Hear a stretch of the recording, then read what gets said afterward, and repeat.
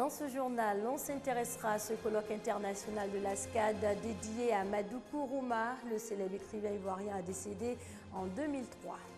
Aujourd'hui, 1er juillet, une date dédiée à la Journée internationale du reggae. Dans cette édition, rencontre avec les acteurs de ce genre musical. Et puis au Burkina Faso, 2 militaires français accusés d'abus sexuels sur des enfants ont été immédiatement suspendus par le ministère de la Défense française. Bonsoir à tous et merci de vous informer sur RTI2. Avant tout, à noter qu'il s'est tenu aujourd'hui un conseil des ministres et l'on en retient que le président de la République, Alassane Ouattara, a accordé par décret 12 jours supplémentaires aux Ivoiriens qui ne se sont pas encore inscrits sur la liste électorale. À noter également que 78 personnes seront distinguées le 6 août prochain par le président de la République, Alassane Ouattara. Ce sera au cours de la journée d'excellence 2015. Alors, en attendant la journée d'excellence, voici quelqu'un qui se démarque déjà. Il s'agit du lauréat du prix Passeresse 2015 du meilleur inventeur jeune. Nguémon Sévi Samuel a été primé pour son protège-tasse latex. Franck Coyot. Aux âmes bien nées, la valeur n'attend point le nombre des années. Le dicton prend tout son sens avec Nguémon Sévi Samuel, prix d'encouragement 2015 du meilleur jeune inventeur de Côte d'Ivoire. Sa trouvaille, un dispositif pour protéger le latex de l'EVA contre les eaux pluviales. C'est un dispositif qui nous permet de protéger la tasse à latex d'EVA contre les eaux de pluie, qui empêche la bonne production et la constante production du latex au cours de l'année. Un prix pour célébrer l'invention, l'ingéniosité et l'entrepreneuriat. C'est la 2e édition, fruit de la collaboration entre la Commission des Assises de la Jeunesse et le Passeresse, programme d'appui stratégique à la recherche. Depuis la 3e édition des Assises de la Jeunesse tenue en 2013, avec l'appui du Passeresse, nous avons initié ce prix du jeune inventeur qui vise essentiellement à promouvoir tous ces jeunes pétris de talent qui font preuve d'imagination et surtout qui créent. Pour nous, c'est important parce que ça donne toute sa dimension aux assises qui, au-delà de tout ce qu'on a vu, vise aussi à la promotion d'une nouvelle jeunesse telle que demandée par le chef de l'État. Nous encourageons tous les jeunes Ivoiriens à innover, à inventer pour que justement notre pays puisse demain avoir un niveau acceptable de connaissances. Ils étaient 7 jeunes inventeurs nominés au départ, mais un à l'arrivée. De réels motifs d'espoir pour une relève assurée selon l'Office ivoirien de la propriété intellectuelle, OIP, et la Fédération des inventeurs de Côte d'Ivoire. Le prix du jeune inventeur ivoirien, notons-le, est décerné chaque 2 ans. L'objectif est à présent de le pérenniser en l'attribuant chaque année. À présent, ce colloque international dédié à Amadou Kourouma, le célèbre écrivain ivoirien décédé en 2003. Le colloque qui se tient à l'École normale supérieure d'Abidjan est organisé par l'Académie ivoirienne des sciences des arts, des cultures d'Afrique et des diasporas africaines.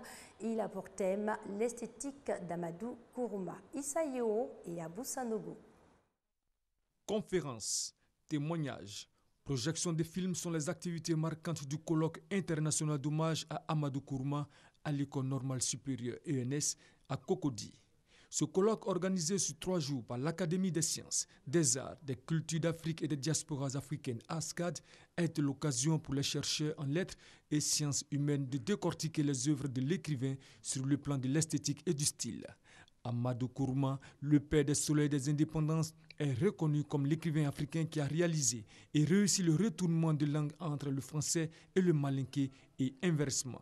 Amadou Kourouma fut un grand écrivain, un écrivain exceptionnel dont la Côte d'Ivoire est fière, dont l'Afrique est fière. Nous devions de faire ce colloque en son honneur pour qu'il serve de référence à la jeunesse. Et je suis très heureuse que la jeunesse d'aujourd'hui s'intéresse à ce qu'il a écrit, à ce qu'il a fait et surtout qu'il le comprenne. C'est un mari, un père vraiment rare. Le souvenir que je garde de lui, c'est les séances que nous avons organisées ensemble chez lui, des veillées où on faisait venir des chasseurs qui venaient chanter parce qu'à l'époque, Amadou Kourouma travaillait sur l'esthétique du chasseur comme étant le modèle qu'il allait réaliser et mettre en œuvre pour construire son livre qui s'appelle « En attendant le vote des bêtes sauvages ». En obtenant le prix Renaudot en 1999 et le prix du livre Inter en 2000, Amadou Kourouma, décédé le 11 décembre 2003, a réussi avant sa mort à intégrer le cercle des écrivains classiques africains. La nation lui a déjà rendu hommage lors des cérémonies du transfert de sa dépouille en terre ivoirienne en novembre 2014. Un mot de musique en images. Comme chaque année, le 1er juillet est dédié à la Journée internationale du reggae, une célébration qui ne suscite pas d'engouement véritable, contrairement au 11 mai, date anniversaire du décès de Bob Marley, le roi du reggae. 1500 kits alimentaires à 46 associations et 380 kits scolaires aux pensionnaires de l'orphelinat de Bingéville. Ces dons estimés au total à 15 millions de francs CFA ont été effectués par l'association ISAN pour le développement et l'éducation. Il s'agit d'une ONG ivoiro-turque.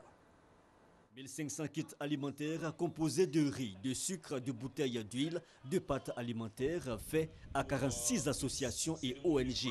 Puis 380 kits scolaires aux pensionnaires de l'orphelinat garçon de Bingéville, le tout d'une valeur de 15 millions de francs CFA.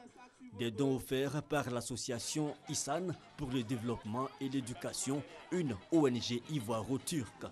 Les ONG, à travers ces actions, essaient modestement d'accompagner le ministère dans ses efforts inlassables de soulager les familles en détresse.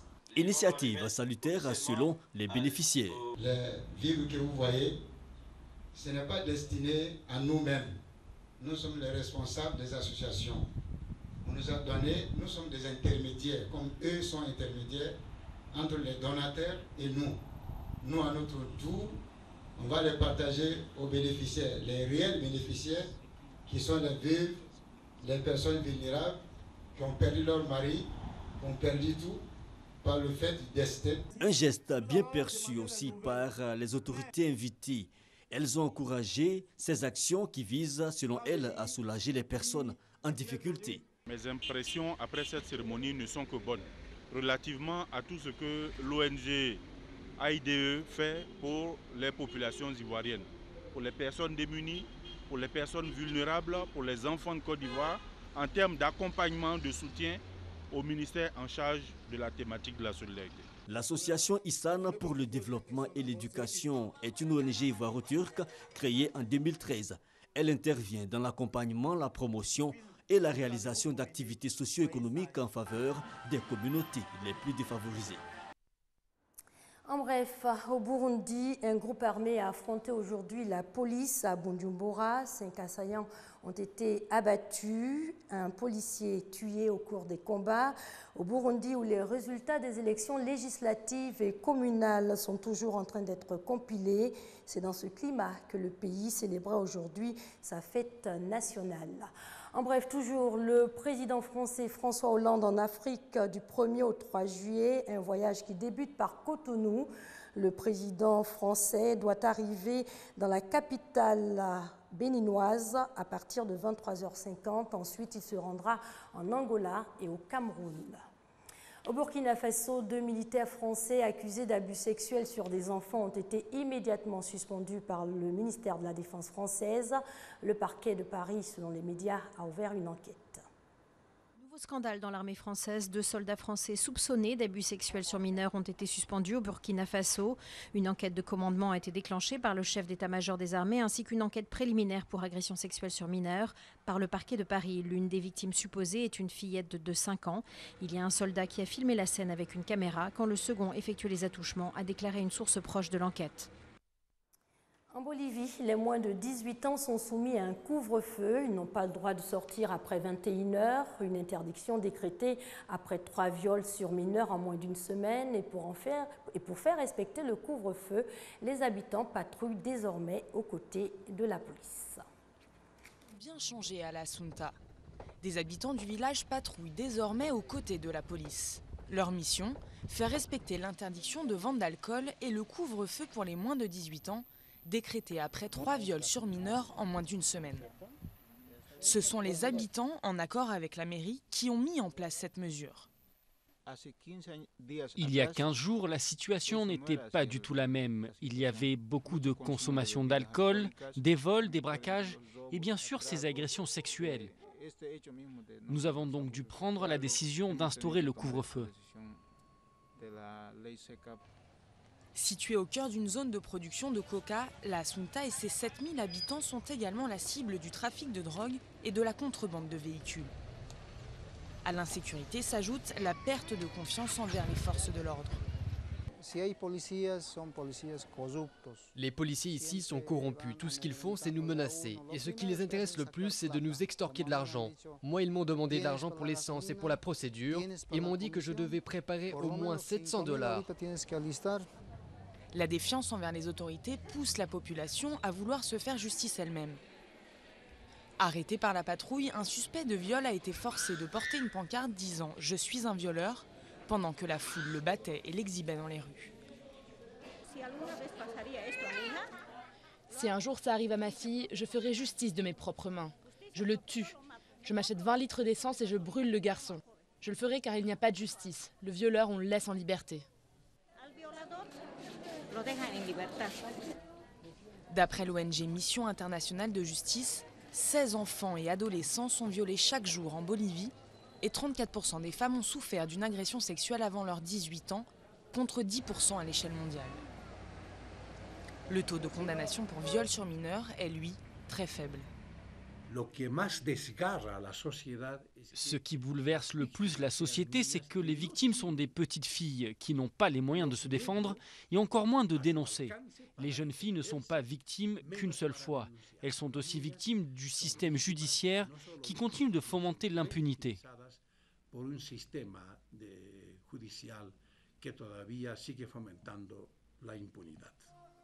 Profitant d'une tranquillité inédite, les habitants, la mairie et la police de la Assunta envisagent de prolonger le couvre-feu et l'interdiction de vente d'alcool, initialement décrétée pour un seul mois. Et pour terminer, on s'intéresse à cette pratique dangereuse au Cameroun et dans plusieurs autres pays africains. L'utilisation des nouveaux types de combustibles, des déchets plastiques sortis des usines de chaussures en plastique sont utilisés au lieu et place de combustibles classiques comme le pétrole pour allumer le feu. Et pourtant, ces nouveaux types de combustibles appelés allumés sont très dangereux. Regardez. Plus besoin de pétrole pour allumer son feu de bois. Alvin a choisi d'utiliser des déchets en plastique. Au Cameroun, ces déchets s'appellent allumés. Ils sortent tout droit des usines de fabrication de chaussures en plastique. Le pétrole, c'est 500 francs le litre par rapport au allumé qui est 25 francs. Et le allumé, on le trouve partout, dans tous les coins du marché. Ces déchets inondent les marchés de Douala et coûtent 5 fois moins cher que le pétrole.